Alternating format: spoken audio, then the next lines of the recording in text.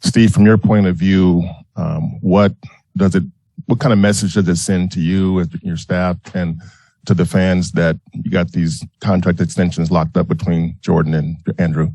Well, number one, it's yet another example of our ownership being committed to winning at the highest level. Joe and Peter have just year in and year out consistently put us in a position to win, and they've spent more money than any ownership group in the history of the league. So the commitment starts from the top, and then it goes down through the whole organization. For me as a coach, there's nothing better than seeing someone rewarded for their efforts, for their work.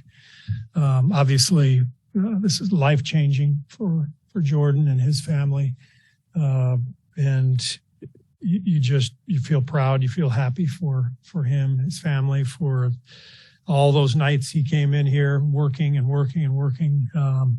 They paid off. And for Wiggs, it's similar. I mean, he's obviously already coming off a big contract, but he's just come here and adapted to our style and done everything we've asked, everything to help us win a championship last year. It's great to see him rewarded as well. So it's a really good day for our franchise. Steve, in 2019, you probably never imagined you'd be here with Jordan. What is that like to watch that guy who you drafted to the guy you're signing now? Pretty remarkable. And you're right. I never would have guessed it. His rookie year, he was lost, frankly. But most rookies are, the game's different. The pace is different, the athleticism. What I admired about JP from the start was his understanding of how much work it would take to get where he wanted to go. And, I think his rookie season was the pandemic season, if I'm not mistaken. Just a bizarre year in so many regards, but it gave him, in a weird way, perspective, because he really struggled those first 60 games or whatever it was that we played. And then we didn't even make it to the bubble. And when the gym was finally opened back up, he was first guy here, and he was here every single day. So it was almost like he was able to sit back and take in that abbreviated rookie year, understand, where he was, and get to work. And that's exactly what he did. Jordan says the things that he leans on are his faith and having mental toughness. How, regarding the mental toughness side, can you tell when a player has it or not? We're talking about a 23-year-old who kind of has been through a few things and does seem like a tough individual. How does that project to you? Well, some of the things I just talked about, the work ethic, but also fearlessness.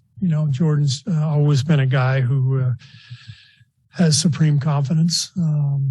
So he doesn't let a bad game affect him the next game. He doesn't let a bad start affect him the rest of the game.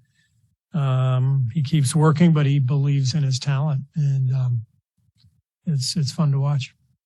Kind of similar to Marcus's question on Jordan, Andrew, Bob was up here saying how when that trade was made to bring Andrew here, that was another guy that he didn't necessarily expect to have this kind of extension waiting for him. What's it been like to see a guy who, before arriving here, was labeled all a bunch of different things, but has found a home here now? Yeah, I mean, every player has his own journey, unique to himself, and every one of these guys has immense pressure on them, whether you're the 15th man trying to make the team or you're the number one draft pick trying to prove to people that, you should have been that pick. And for Wiggs, that was the pressure early on. So for him to come here and have the individual and team success that he had hoped for a long time just makes you happy, because he's such a good human being, good teammate. And for most of the players in the league, almost all of them, everything is circumstantial. There are a handful of guys like Steph or LeBron, Giannis, who are going to be great no matter where they are. But for most of the league, it's you sort of have to find a good spot. And I think Wiggs found a good spot. It's been great for him, and it's been great for us. So wonderful to see the extension.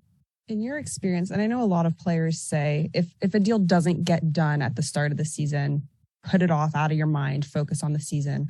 But have you ever seen, just what kind of effect does it have on a player to be able to get a deal like this done before the season starts and not having it hang over your head, even if it doesn't come up again until the latter portion of the year?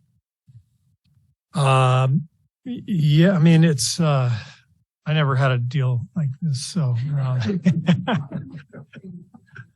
as I observe, I think every player's different, and that's what's fun about coaching is you see how each player handles different circumstances. So I've seen players feel pressure to live up to a contract. I've seen players relax and play because they know they've got their deal done, and everything in between. So it's I think with Jordan's case, he's supremely confident. In Wiggs' case, he's confident and comfortable where he is. So I think this allows each of them to just go out and play to their potential. Steve, you talked about like having to find a spot. In Wiggins' case, can you kind of sense that he's found it? Is there anything about his disposition that, okay, he's found a home and he feels good? That's something you can kind of feel and see with him? Like why it's a good spot for him? Like, is anything about him different now that he's found this spot? From the guy who came here to the guy who's here now, is there any discernible difference? No. Wiggs is he's very stoic. He's not a guy to show a ton of emotion. Now there's plenty of it in there, but like Clay, he's not going to generally show a whole lot of emotion. Things aren't going great. So what I see with Wiggs is just a comfort level with his daily routine and our style. The way we play is very different from the way he played the first 5 years, his career, 6 years, whatever it was. So he just looks relaxed and ahead of the game compared to when he was first got here, when he had to sort of figure out how we played. He's now very comfortable in it because he's got a couple of years of work within the style. Now that Jordan and Andrew have their deals out of the way, what kind of strides do you envision them making on the court this season? Well, for Jordan, I'm going to keep talking to him about his defense because I want him to play big minutes. He's earned this contract. He's earned every penny. But I reminded him last year in the playoffs, I think he played 17 or 18 minutes a game. So I want to play him 32 minutes. But that can only happen if he continues his progression as a player on the defensive end.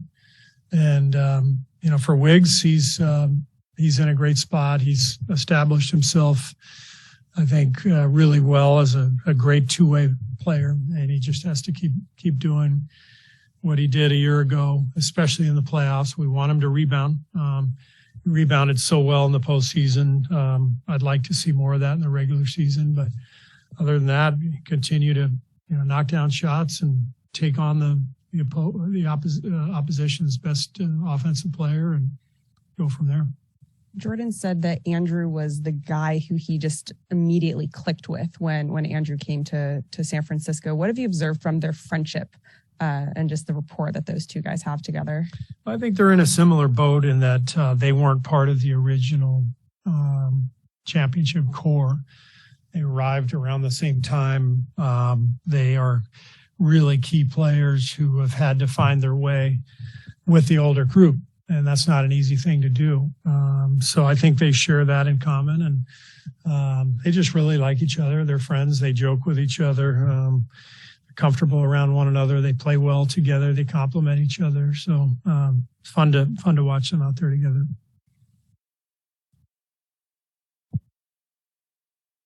Steph is still obviously like the undeniable leader of this team, and he will be for the years going forward, but Jordan is a big part of the future, and even Wiggs, like he's in his prime, he's 27. How are you just seeing the team kind of take on like a new form or like start? I don't know if I want to say it's like starting a new chapter or like extending on previous chapter, I guess. Yeah, I mean, as the coach, I'm really only focused on this year, but at the back of my mind, for sure, I want JK and Wise to continue their development, and Moses, and you can kind of look out and see that we've got some good young talent, and that we've got a chance to be good for a while. But at the same time, it's like there's no point in looking for me to look ahead 2-3 years from now. It's really about what we need to do this year, and those guys are obviously a huge part of that. Thanks. Cool. Thank you. We'll have Andrew up.